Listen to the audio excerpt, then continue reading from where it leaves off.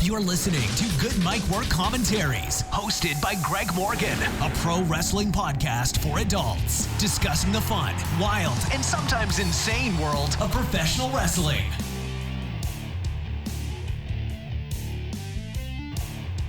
What is up, everyone? Good Mic Work Commentaries back at you finally with episode 483. I am so sorry that it has taken me until Friday to finally get this episode up to you, but I had an extremely busy week at work this week, and I had a feeling that this week's episode would be delayed. I even warned a few of you about this on Twitter and on social media, that you might expect a little bit of a commentary delay, and here we are at the end of the week. It's already the weekend, and we're already just a couple of days away from another episode of Monday Night Raw, and I am just now getting my dumb ass up to you to give you this episode. So I'm sorry for everybody that has been waiting around for me or has been anticipating this episode or saying, hey, Good Mic Work, where the hell are you? I also want to apologize to TVTrax because he generally uploads clips of my show on the weekend, Fridays, Saturdays, and I'm sure that this is putting him in a tight spot as well. So I apologize for sucking, but unfortunately I have this pesky thing called a career, and sometimes it gets in the way.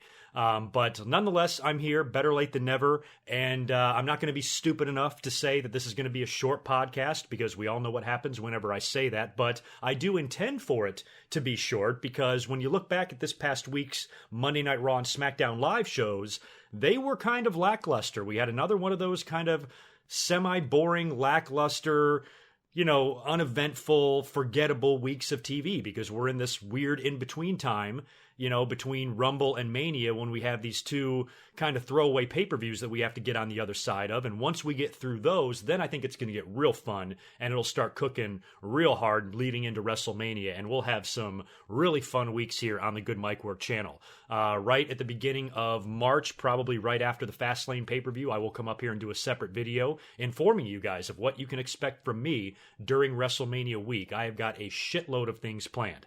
So as far as this episode goes, aside from my very brief Raw and SmackDown recap, all I'm going to really talk about is maybe a few thoughts on 205 Live and the Cruiserweight Tournament and what's going on over there.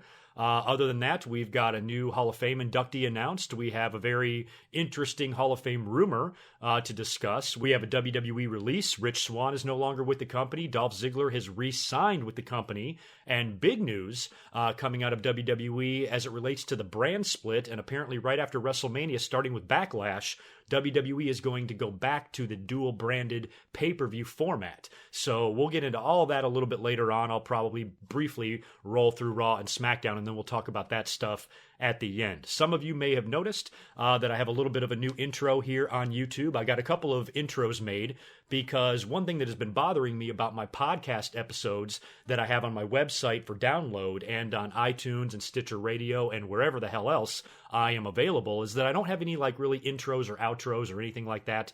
And, my commentary channel is growing. My podcast is growing. People are listening to me, and people are subscribing on YouTube, and my traffic on Stitcher is pretty decent, and, just a lot of new ears and eyeballs. So I decided I finally needed to add kind of like a bumper and shit at the beginning of my podcasts. And I figured I would use this here on YouTube for a little bit as well, while I still try to figure out some sort of a permanent intro, maybe a custom theme song or something like that. But this will do for now. And if you stay tuned to the end of the video as well, another thing that I am long overdue in doing, I meant to do it a year ago, but at the end of every single episode now, there is going to be a Patreon credit screen that's going to end every video. So if you are a supporter on Patreon, you will have your name up in the credits at the end of the video. So, trying to just polish things up a little bit here on the channel. Hope you guys all like it. Let me know what you think. I had a couple of these intros done. I have a female voice intro as well, but the one I started this commentary with, I actually liked a little bit better. So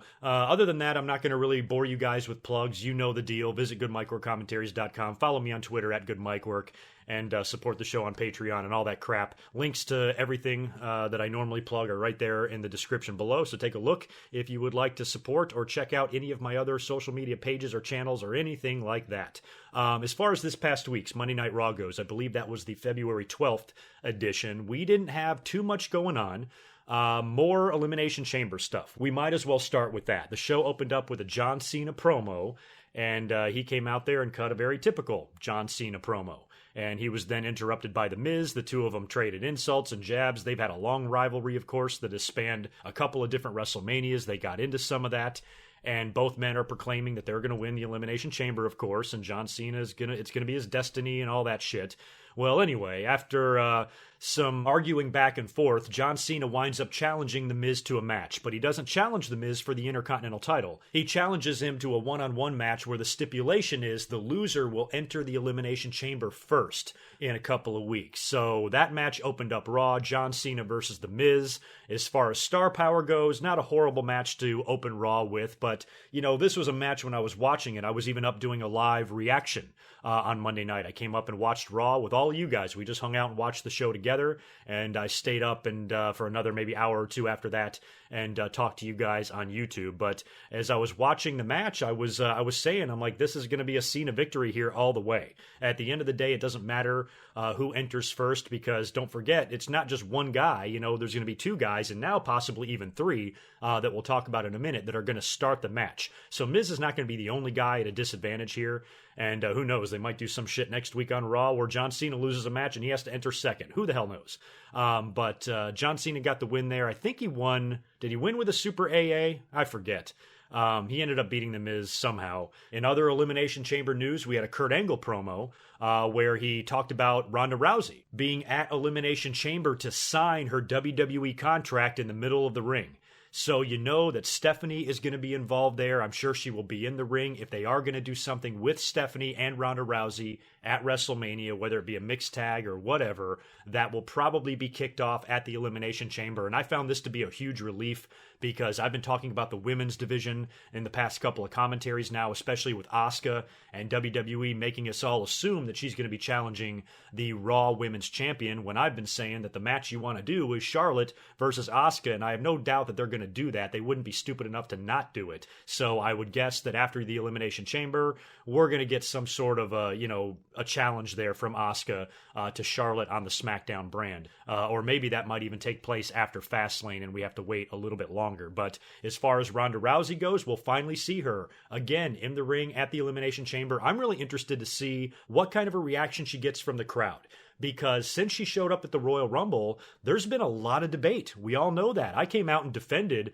her showing up at the Royal Rumble, because to me, I was just happy that she didn't enter the Royal Rumble and win it. To me, that would have been stealing the thunder from the women a lot more than her just coming out and doing a very, very awkward and strange-looking point to the WrestleMania sign. To me, it wasn't a big deal. I understood why the fans thought it was a big deal, and she was stealing thunder, quote-unquote, but Rousey's a big name. They're going to bring her in to do something big. You're going to have to accept that. And plus, this girl might turn out to be pretty good in the ring. I think she's going to translate well into a WWE star, but as far as her not having to pay her dues or whatever, well, I guess we now know how people in the UFC feel about CM Punk, who's going over there and getting pay-per-view matches when he fucking sucks. So, it's just based on, drawing power, your name recognition, what kind of extra people you can get looking at the product, and Ronda Rousey is going to bring a lot of that in. So I'm fine with them putting her at the top of the card, giving her big matches, giving her a big-time match at WrestleMania, obviously, which is what they're going to do. But, she's also staying away from the world title right now, and she'll eventually, get cooking in the women's division and probably start challenging for titles as we go here. But at least for right now, it's probably just going to be an attraction match with Stephanie. It would be really cool if The Rock can come in. Still a lot of speculation on as to what WWE is going to do. They probably know, but the fans really don't. If Rock is eliminated from consideration here, they probably already know that. They probably have a plan B. If it's going to be a mixed tag with Stephanie and Triple H versus Rousey and somebody, they can bring somebody else in besides The Rock. I kind of think CM Punk would be pretty cool now that I just mentioned his name a minute ago. Don't think it will be CM Punk, obviously, but that would be pretty cool. I mean, imagine that. Plus, on the other side of the ring is Triple H. And, a lot of the reasons that CM Punk left, Triple H played a big part in that. CM Punk was very vocal about his problems with Triple H and Stephanie, so he would be a perfect guy to be on the other side of those two, teaming up with Ronda Rousey. But, I would really like to see The Rock, because they did set that up at WrestleMania 31, and now with The Rock's film schedule, and, there's the stories going around about him not being able to be insured if he wrestles and shit like that, so it remains to be seen what they're going to do with Ronda Rousey. But given Kurt Angle's announcement to what Rousey is going to be doing at Elimination Chamber, it seems pretty obvious that she will have some sort of an issue with Stephanie McMahon at that contract signing. Stephanie and maybe even Triple H might both be in the ring for this. Stephanie is probably going to say something snide or make some sort of an asshole comment, or just be Stephanie, you know what I mean? And hopefully Ronda Rousey slaps the shit out of her, which would be pretty cool, when you think about how many people Stephanie McMahon has slapped. Now you got somebody slapping her in the face. I'd pay a couple of bucks to see that. So hopefully it'll be good. Whatever they do with Rousey, whatever they do with Stephanie, hopefully it'll be good and it won't cause that much controversy. But, putting Rousey in there with Stephanie probably is a smart move because, like I said a minute ago, the fans are debating hard as to whether or not Rousey belongs there, deserves to be there, or any of that shit that wrestling fans always debate. You put her in the ring with Stephanie, who's kind of universally hated by everybody, that should get Ronda Rousey some cheers. You put Ronda Rousey in there with anybody else, they're probably going to go with the other woman. So hopefully Ronda Rousey will entertain us at the Elimination Chamber and, maybe get a little bit physical with Stephanie, and they will set up whatever the hell they are going to do at WrestleMania. In that same promo that Kurt Angle announced Ronda Rousey's appearance at the Elimination Chamber, he was also talking about the men's Elimination Chamber match and, the second chance fatal four-way that was going to take place later on that night. And he is then interrupted by Seth Rollins. Now, Seth comes out, and it was so funny. He was doing exactly what I said in my last commentary. In my last episode, I was complaining about Seth Rollins and this tag team title situation. And last week when Jason Jordan announced that he was injured and he couldn't compete in the match and he was going to be having surgery and taking time off, I was laughing my ass off because Seth Rollins, who's supposed to be a babyface, comes off as a huge dick backstage. He was freaking out when Jason Jordan said that he couldn't wrestle. All he cared about was his opportunity at the tag team titles and what is he going to do now, and oh my god, and losing his fucking mind. Not once did he say, it's okay, Jason, don't worry about it. You take care of yourself. Your health is what's most important here. Go get your surgery, rehab hard, and get back in the ring as soon as possible, and I wish you nothing but the best. Oh no, that's not what Seth says to Jason Jordan. He's literally pissed. And he's whining and bitching and complaining about it until Roman Reigns shows up and joins him as a tag team partner. And what I was saying in my last episode is that why does Seth give a shit at all about the tag team titles? That should not be something he cares about. He's a former world champion. He hasn't really found his way back into title contention in a while. And I've said for a long time that Seth Rollins is a big fish in an even bigger pond. And if he were to go over to SmackDown, that would be a much better place for him there because AJ Styles is fucking tearing it up over there. And I think if AJ was on Monday Night Raw, he would have a lot of the same problems that Seth Rollins has. So I think a guy like Seth needs to be over on SmackDown. And I think a guy like Finn Balor should be on SmackDown too. I just think they would be much better over there. But it was really actually nice to see Seth Rollins actually start talking about the world title. I want another shot at the Universal title. I want to be in the Elimination Chamber, which is something else I said last week. I said, why is Seth Rollins not demanding that Kurt Angle puts him in a qualifying match? Instead, he's worried about fighting Sheamus and Cesaro. It just seems stupid. So I was really happy that Seth Rollins came out there and actually gave a shit about the Elimination Chamber and getting back into world title contention. And he asks Kurt Angle to put him in the four-way and make it a five-way. And initially, Kurt Angle denies his request, but after a little bit more talking, he is able to convince Kurt Angle to insert Seth Rollins into the second chance fatal four-way, and it is now a fatal five-way. Part of the reason WWE may have wanted to do that is because, I don't know if you guys saw this week or before Monday Night Raw, but when we saw the second chance fatal four-way, we all had a feeling, and we're pretty certain that Finn Balor would probably wind up winning that. Well, WWE was too. They put Finn Balor in the graphic for the Elimination Chamber on WWE.com, so they basically spoiled the ending. They quickly pulled it down and replaced Finn Balor with a silhouette, but by then it was all over Twitter and all over the internet. So by adding Seth Rollins to the match, it makes it a lot less predictable now because, Finn Balor is head and shoulders above the others. Bray Wyatt, Matt Hardy, and Apollo Crews. None of those guys even need to be in the Elimination Chamber. So, although I believe Bray Wyatt was last year and he won the WWE title, did he not? But aside from that, Wyatt is tied up with Matt Hardy and Apollo Crews is just not main event level yet, so Finn Balor was your obvious choice there. So adding Seth now really kind of makes you wonder a little bit more and at least keeps you guessing. And now the outcome wasn't as predictable as it was previously before Monday Night Raw. So that match closed the show, and unfortunately it wasn't very good.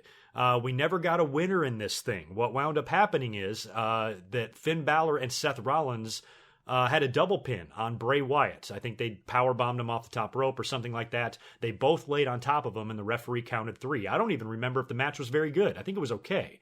But it wasn't even a really great Fatal 5-Way. So Rollins and Balor pin Bray Wyatt, and the show goes off the air. I thought for sure Kurt Angle would come out to the stage. I was watching this in the live stream, the live reaction on Monday, and I was saying, I'm like, where's Kurt? Kurt should come out any second and say, okay, what we're going to do is next week on the Go Home show, we'll have a one-on-one match between Seth Rollins and Finn Balor. The winner will be the final participant in the Elimination Chamber. And I was like, you know what? They're probably even going to announce that on social media this week. And within 10 minutes, somebody writes in the chat, hey, GoodMicWork, go over to Facebook. I clicked on Facebook, and there we see Kurt Angle talking to both Finn Balor and Seth Rollins backstage. And Kurt Angle makes a pretty surprising announcement. He says that Seth Rollins and Finn Balor will both be in the Elimination Chamber. There's going to be 7 men in this thing. So considering that we still have one more Raw to go before the Elimination Chamber, I thought for sure that we were going to have a match next week between the two to determine the last guy. So what do they do next week? What kind of match do they have? Are they going to have another match to see who starts the Elimination Chamber? Because now we have 7 men in there. I don't think they're going to redesign the chamber again. They just redesigned it recently. Another reason why I don't like the Elimination Chamber is because the fucking thing looks like a toy. It looks like the toy, the wrestling figures toy that you would buy at goddamn Toys R Us. Just not a fan of the way it looks. It's just so fucking overdone, and the big WWE logo right on top,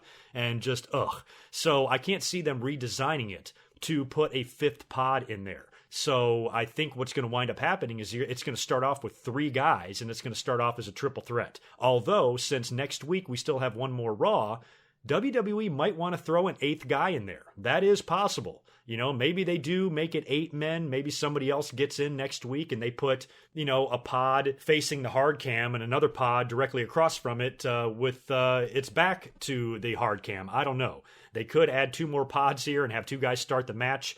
It could start off as a triple threat and have the 4 pods as normal, or we could have an 8-man Elimination Chamber and it could start off as a fatal 4-way and then 4 guys enter. I don't know. But next week on Raw, they're going to have to do something. But I would assume they're probably going to have a couple of other matches to determine who starts the Elimination Chamber or whatever. We already know Elias is coming in last and The Miz is going in first. So they're going to have to figure out who starts with The Miz. Somebody's going to have to lose a match next week to start things off with The Miz, you would think. And I guess we'll find out next week on Monday Night Raw. Speaking of the Elimination Chamber participants, I mentioned Elias a minute ago. He had an absolutely amazing segment on Raw. This is what made the show for me. I was marking the fuck out in the live stream. I could not believe what I was seeing. Everybody knows what happened by now. I am really late to the party, but it was the image of the week. I think every wrestling YouTube show or podcast, including my own, is using Braun Strowman holding that giant string bass in his hand and strumming it like a guitar. It was an absolutely golden segment. Elias is in there singing a song about the Elimination Chamber, doing a great job. Fans are into it. And out of nowhere, he's interrupted by the ring announcer who announces Braun Strowman. And the fans, I think, could see Strowman coming out to the stage and getting ready there because they started cheering hard. So you knew something was going on because the fans were being loud as shit. But then, the lights go off, or they're already off. They come on, and Braun Strowman is standing up on the stage, and he goes and gets this giant string bass. And on my live stream, I kept referring it to as a cello because I don't know the difference between a bass and a cello. They're both big-ass fucking violins.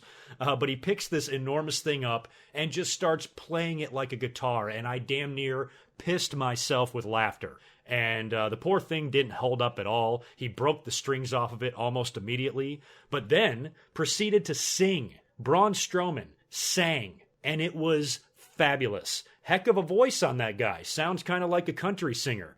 I don't know if he was covering a song or doing a country song or anything. I was mostly just listening to his voice, and he sounded great, and it was hilarious. This is something where I feel if done right, it's totally okay for a guy like Braun to do this. I like seeing his comedic side, as long as they don't make him a joke. As long as they don't turn him into fashion files, I think this kind of stuff is really fun. And I don't think it harmed Braun Strowman's image as a monster at all. It allowed us to see another side of him. And if I wasn't in love with this man before, I really am now. I wish Braun Strowman would have been my Valentine this week, because I just have hearts in my eyes whenever I see this guy, and I was fucking cracking up.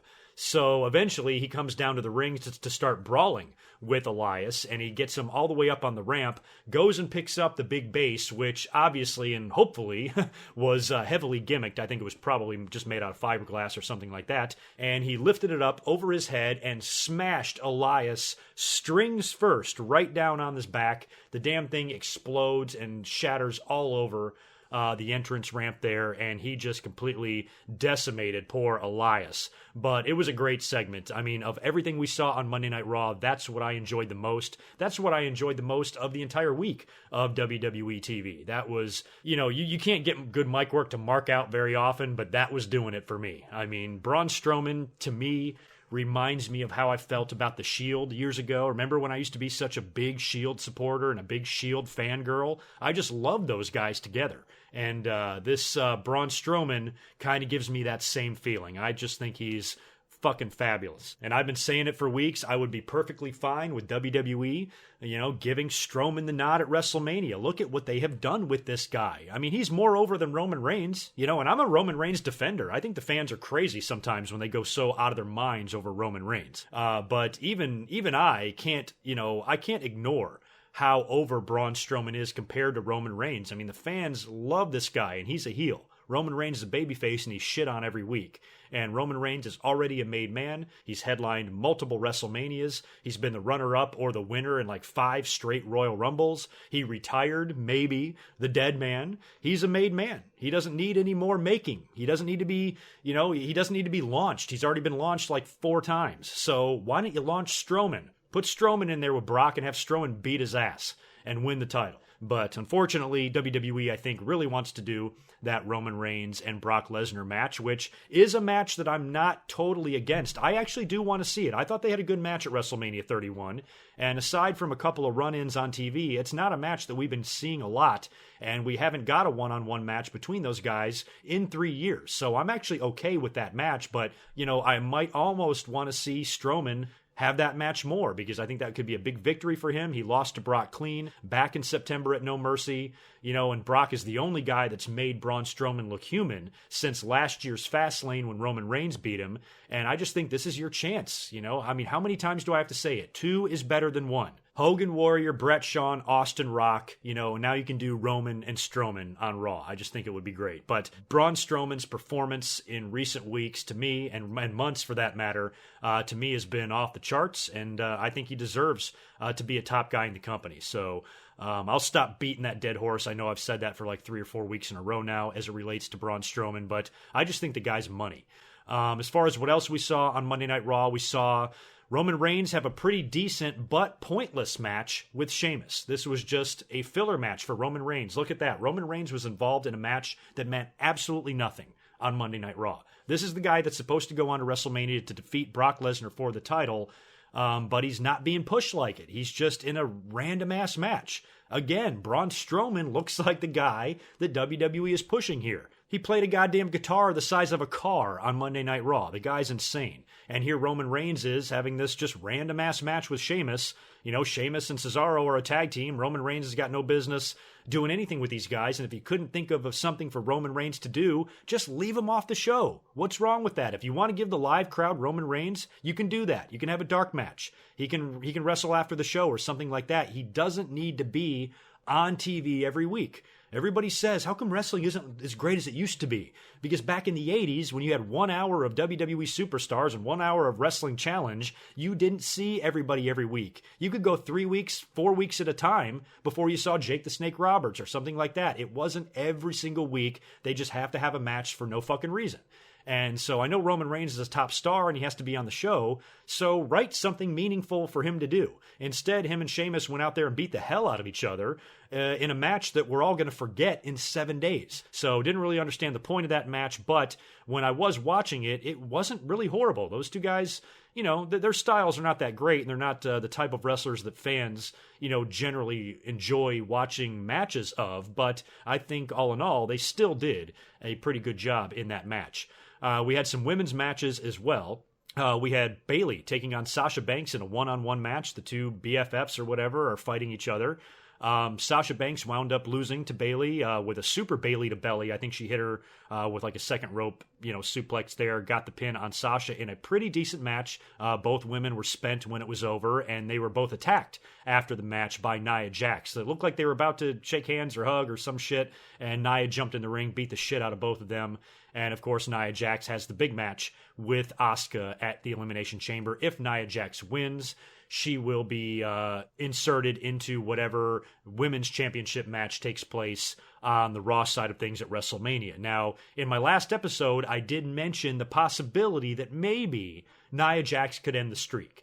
And I acknowledge that I'm not even sure how I felt about that. It was just an idea. TVTrax put up a clip of that, and everybody hated the idea. And that's all it was an idea. Because I was thinking to myself, well, you could get that streak out of your way and out of your life, and then Asuka would go on to win the belt at Mania most likely anyway. And then Nia Jax would get a title shot against Alexa Bliss, and it would also build Nia a little bit more. Maybe you could do that. But, after I slept on it, I woke up not agreeing with myself. I just don't think that would be a good thing to do. I think you need to leave the streak intact, especially going into WrestleMania, because Asuka has been unstoppable, and Charlotte is also quite unstoppable. She doesn't lose very often either, and she's a badass. So those two ladies going one-on-one for a title, but also a streak on the line, streak versus title. Charlotte wants to be the person to end the streak. Asuka wants to beat the best woman on the roster for the title. It's a perfect matchup. So, after I thought about it, you gotta leave that streak intact, but I'm not gonna totally rule it out. It's not like WWE is above doing anything stupid. So,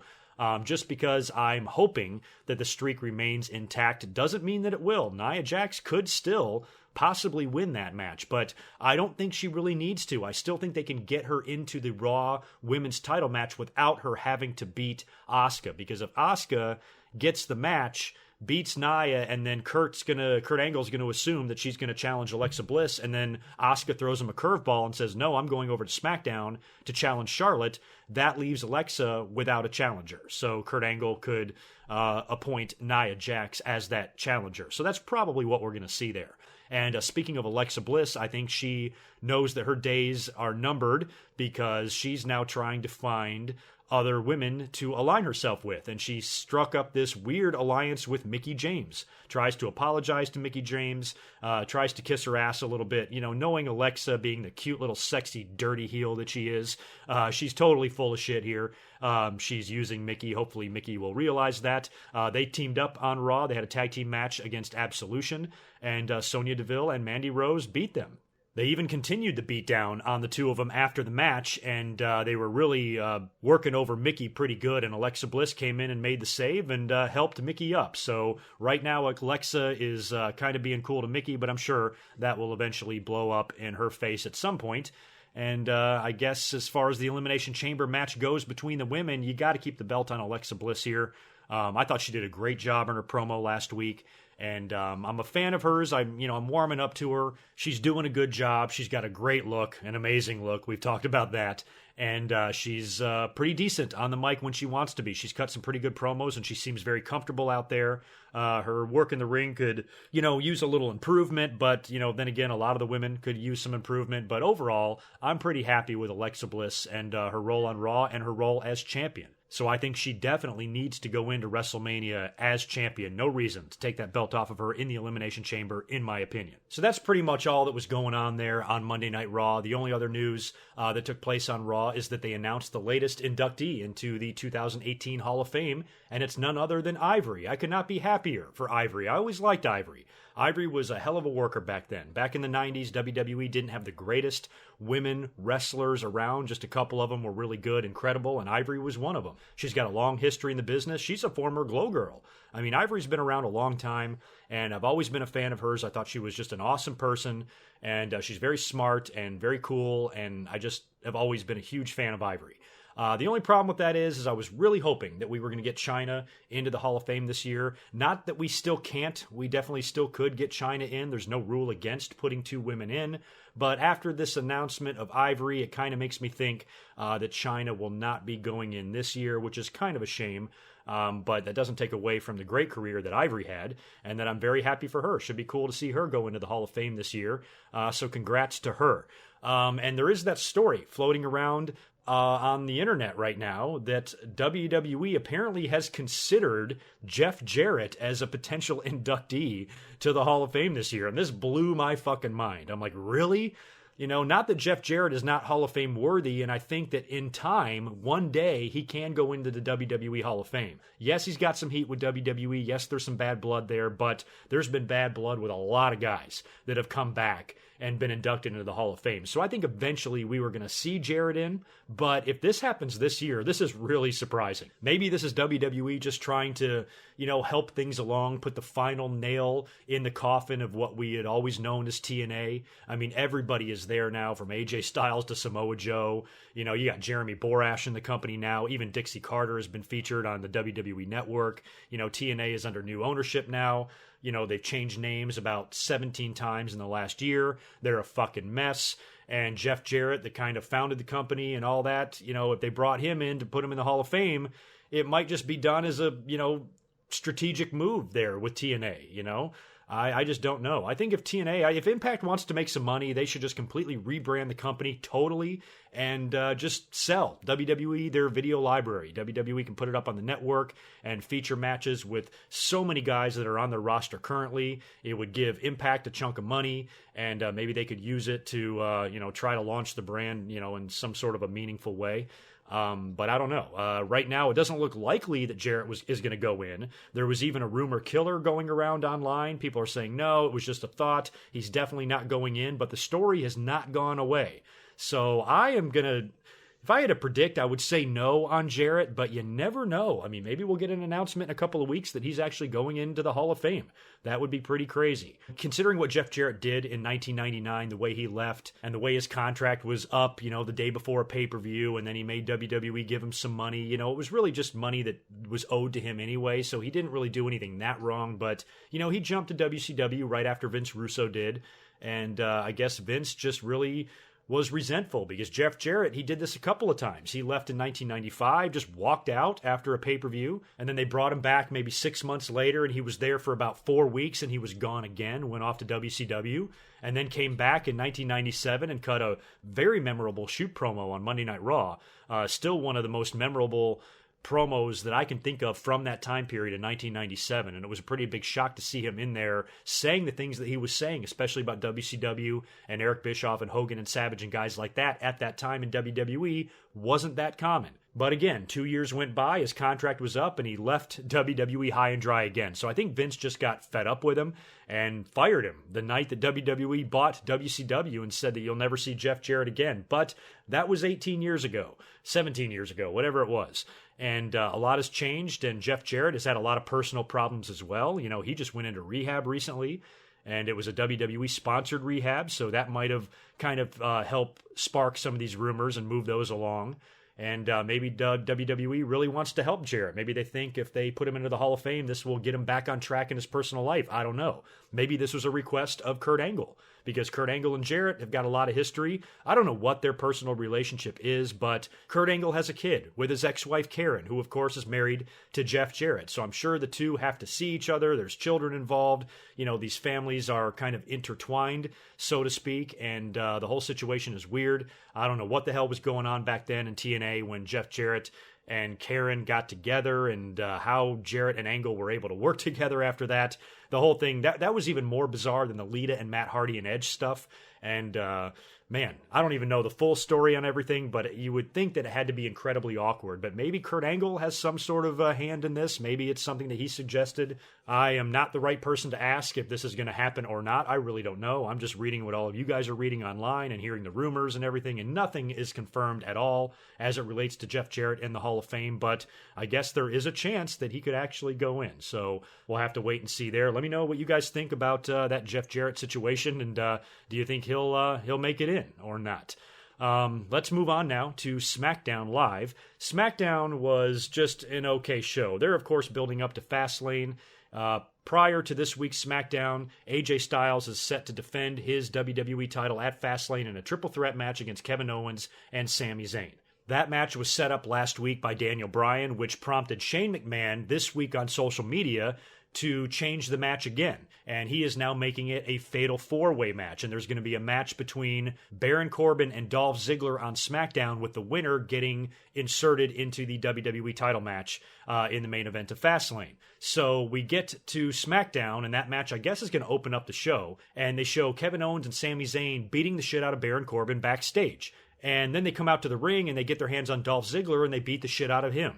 Baron Corbin tries to come out and fight him off some more, and he ends up getting beat down again. So I guess Owens and Zayn's motivation here is that they don't want anybody added to the triple threat match. So they figure if they take both guys out, the match will remain a triple threat and they should be in good shape. But instead, Shane McMahon announces backstage with Daniel Bryan. Daniel Bryan really doesn't talk at all. Shane McMahon's very stern, kind of being a dick.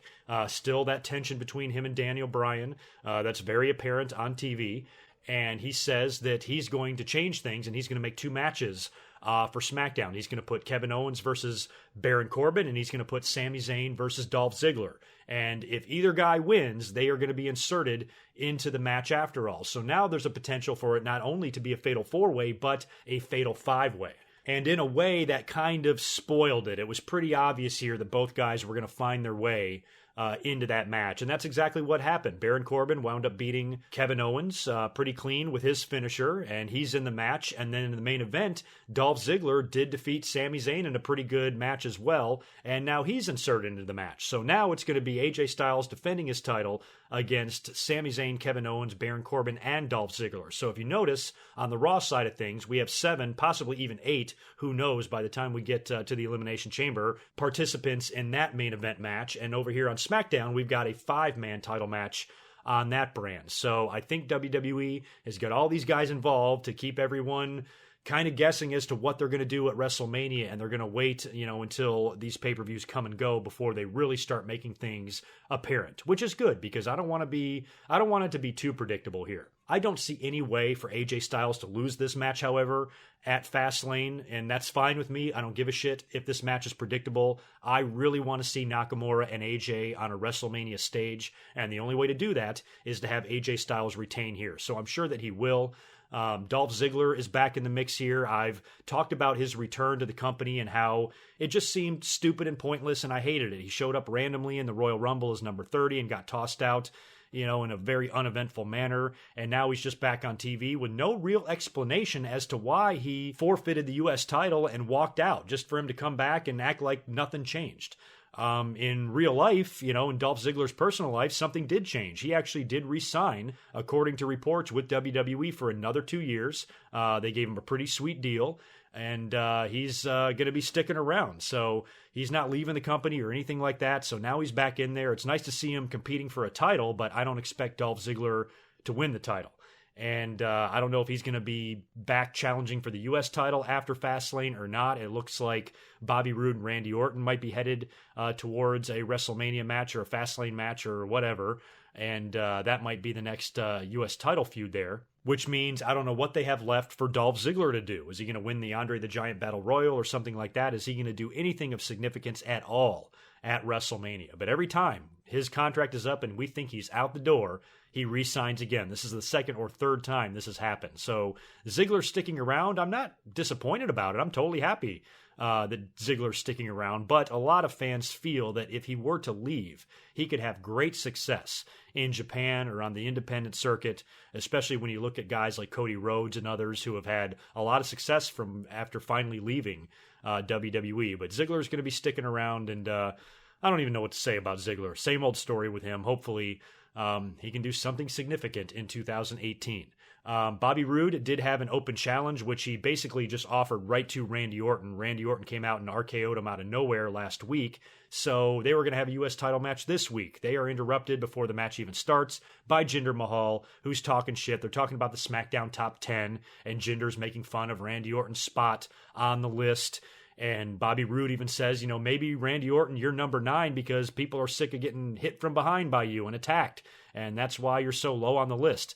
I was kind of intrigued and, curious about the SmackDown top 10 list at first, but now it just sounds like stupid. I don't even know the point of it. And now everybody's talking about it in promos. Oh, I'm number 8 and I'm number 7. Oh, who fucking cares? It's what the hell does it even mean anyway? After some talking between the three of them, a brawl ensues. Bobby Roode is trying to show respect to Randy Orton, but there's some miscommunication there, and they both wound up getting laid out by Jinder Mahal. So I don't know if maybe at Fastlane they're going to do a triple threat here as well. I can't see them doing a 5-way for the world title and a triple threat for the U.S. title. That seems like it's too much. I think they should get to Randy Orton and Bobby Roode. That would be a decent WrestleMania match. I'm not going to lie. But WrestleMania is still a ways off, and I don't know if this is going to be a feud that WWE is going to be able to stretch out that long and actually get to WrestleMania and have a match. So we could see Dolph Ziggler get back in the mix here.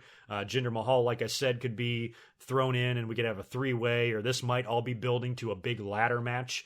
Maybe we're going to get another one of those like WWE has done with the IC title in recent years. Have a bunch of guys in the ring, 6, 7, 8 of them all battling for the title in a ladder match. And right now we've already got 4 guys, Orton and Roode and Jinder Mahal and potentially even Dolph Ziggler. But why would Ziggler even be in a match and fight so hard and damn near kill himself for a belt that he willingly gave away and gave up?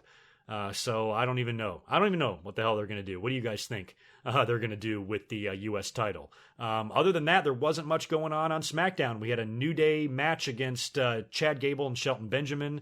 That started off with a big pancake promo and all of that. New Day, I believe, got the victory in that. And Charlotte defeated Sarah Logan. So, yeah, not really a whole lot going on either show, but both shows did have their moments.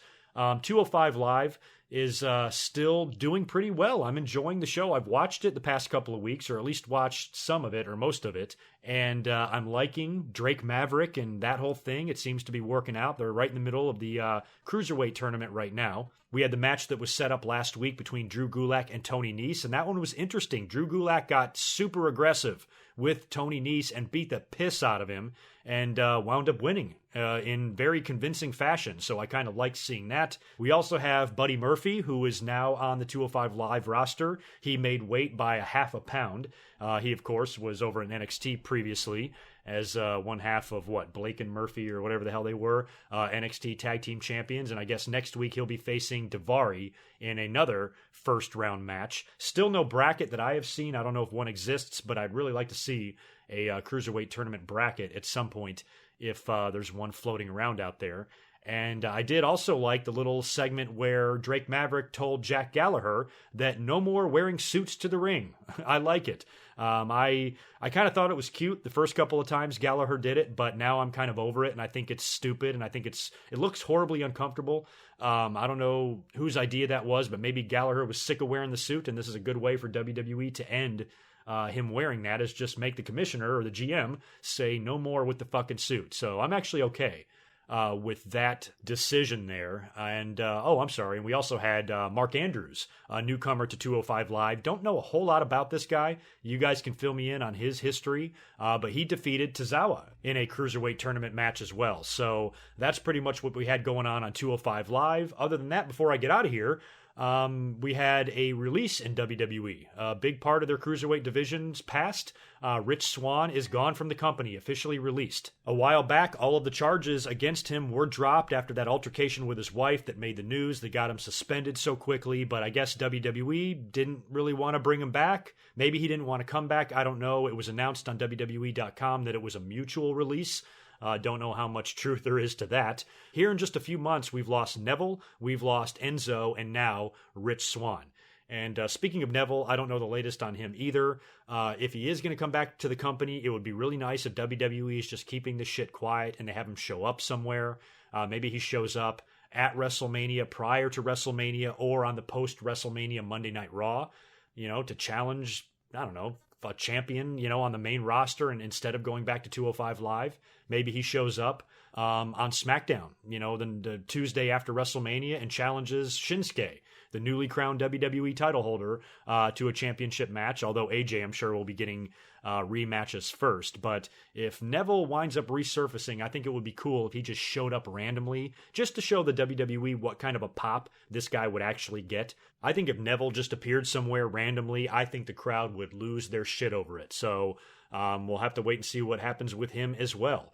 And other than that, the only other news out there is this news of WWE going back to the dual-branded pay-per-view format. Now, this is a double-edged sword here because the point of the brand split was to give lower card guys an opportunity, right? To give them pay-per-view matches, to give them title matches, to give them, opportunities that they wouldn't necessarily have. They can still have that on the regular TV shows, but as far as pay-per-views go now, there's going to be a lot less matches to go around, and you're going to have to save the pay-per-view matches for your big angles, your top of the card, your top half of the card guys, US title, IC title, tags, and all of that. And it's going to be hard for WWE to juggle that around. You can't have 2 world title matches, an Intercontinental and a US, and 2 tag team title matches, and 2 women's title matches at every pay-per-view. I think what WWE needs to do is have matches like that for the Big Four, for your WrestleManias, for your SummerSlams. And on the in-between pay-per-views, don't defend both tag belts. Just defend one. Don't defend the IC and the US. Just defend one. Maybe you can get away with defending both world titles, but I would be fine with just defending one of those as well. So, it's tough to say how this is going to really work because we have seen some pay-per-views where we have really meaningless filler matches on these shows. And we're going to see some of that at Fastlane. We're probably going to see some of that at the Elimination Chamber as well. So getting rid of those, just having pay-per-view matches for the sake of pay-per-view matches, even though the talent usually comes through and puts on good performances, it's still kind of a waste sometimes because sometimes you're like, what the hell's the point of this match? We could have just seen this on SmackDown on any given Tuesday, or we could see it on Raw on any given Monday. So I'm not really sure how it's going to work out yet. They did do this in 2002 for a short time. When the brand split first started, they were doing all pay-per-views were dual branded, remember? And that was also when they only had one champion. And then they introduced another belt a couple of months later, and they went to the separate pay-per-view format and then wound up bringing them back. So WWE can never decide if they want to keep the brand separate or not. I've been arguing for a long time that you got Corey Graves on both shows, which I think is just fucking retarded. I don't think they need to do that. It doesn't give the shows different identities at all. I think you can easily find somebody else to replace Corey Graves on SmackDown. It's not like he was their only option. He might have been their best option, but definitely wasn't their only option. And I think if you're going to have separate brands, you should have separate commentary teams just to give the shows the feel of that, different identity. But it's just too mixed in now. Renee Young and backstage people, they're on both shows as well. And it just doesn't feel that authentic to me as like a true brand split. So for them to recombine the pay-per-views like this, I'm actually okay with it, I think. I don't really think that this is going to personally bother me as a fan that much because at least we know these pay-per-views are going to be a little bit better now. We're going to have a lot more matches on there that are actually going to mean something, and they're not just thrown on the pay-per-view just to fill some time. They're actually, going to have some, point to them and some meaning to them. So I think that's good. It would make me a little bit nervous if I was a lower card talent. I mean, usually right after WrestleMania, WWE does a big spring cleaning and releases a shitload of people. So we might get a lot of releases right after WrestleMania. We also might get a draft or a superstar shakeup or whatever. They might be, moving some talent around, which I've said for a long time that, I think guys like Seth Rollins and Finn Balor and maybe even a Samoa Joe should go over to SmackDown. It would just be a better place for them. I mean, hell, you could even do something where you swap the belts. WWE did that a couple of times, right? Back in 2005, I think, it was like Batista and John Cena, switch brands, and they were both champions. So you could put the Universal title on SmackDown and put the WWE title back on Raw. Maybe bring Shinsuke to Raw and send Roman Reigns to SmackDown. Who knows? They could really do anything that they want to, if they feel it would work. But as far as the pay-per-views go, my initial opinions on this is that I think it's going to be all right. I don't think it's going to be that big of a deal, and hopefully will improve the quality of the pay-per-views as well. But I would love to hear what you guys think about that. Do you agree with me? Do you think this is a bad idea, good idea? Do you think it's not going to matter at the end of the day? What do you think about the whole situation? So that's it. I actually think I got out of here in a pretty decent amount of time. Yeah, I'm still a little bit long here, but, we wrapped up this week's episode pretty quick. Again, I apologize for being late, and I apologize for not having a ton of stuff to talk about. But we are just a week away now from the Elimination Chamber, just a little bit over a week. And I think what I'm going to do is come up here and do a live reaction to the Elimination Chamber. I think that will be a fun pay-per-view to live react to. Fastlane, I probably won't do a live reaction. I'll just come up here with my normal commentary after. But the Elimination Chamber, I think, might be fun. As far as my schedule next week before episode 484, I might be up here on Monday again. I've been pretty consistent with that, doing a live stream. I probably won't react to Monday Night Raw this week. I might come up after. It depends on what you guys want. Maybe I'll ask you on Twitter, and I'll just do whatever you guys suggest. So we'll wait and see what happens next week. But I should be up here at least once before episode 484. So you guys, take care of yourselves. Have a great weekend. Thanks so much for listening, and I will catch you in just a couple of days. Until next time, peace. This has been a Good Mic Work Commentaries production. Be sure to subscribe on YouTube at youtube.com/GoodMicWork. Follow Greg Morgan on Twitter at GoodMicWork and visit GoodMicWorkCommentaries.com for all the latest podcast and video content.